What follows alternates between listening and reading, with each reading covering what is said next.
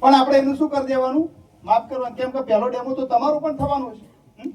એમાં ક્યાંય મતલબ કે ચિંતા કરવાની જરૂર નથી.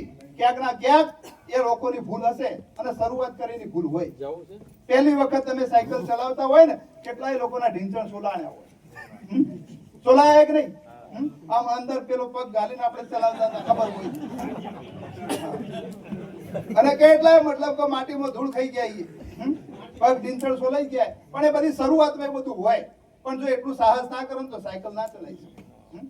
એમ આપણા બિઝનેસ ની અંદર કોઈની ભૂલ થઈ હોય તો માફ કરવાનું. પણ આપણે જો ખરેખર આપણે જરૂરિયાત હોય તો આ બિઝનેસ આપણા માટે બેસ્ટ છે.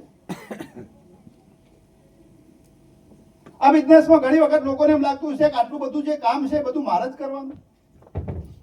એના કારણે લોકો શરૂઆત ના કરતા હોય. બધું કામ તમારે નથી કરવાનું. શરૂઆતમાં તમારું કામ શું? તમે જે વ્યક્તિઓનું મતલબ કે ઓળખતા હોય એ વ્યક્તિઓનું લિસ્ટ બનાવો. લિસ્ટ બનાવો અને જે વ્યક્તિ આ બિઝનેસમાં અનુભવી હોય એ વ્યક્તિની હેલ્પ લઈ લો. 4A હોય, 5A હોય, 6A હોય, એમની હેલ્પ લો. એ વ્યક્તિની પાસે તમે ડેમો કરાવો, એ વ્યક્તિની પાસે તમે મુલાકાત કરાવો, એ વ્યક્તિની પાસે બિઝનેસ પ્લાન સમજાવરાવો, તો તમને રિઝલ્ટ મળે કે ના મળે? બધું તમારે કરવાની જરૂર નથી. ઘણા તો એમ થઈ જાય કે હું તો એકલો જ છું, હું શું કરીશ?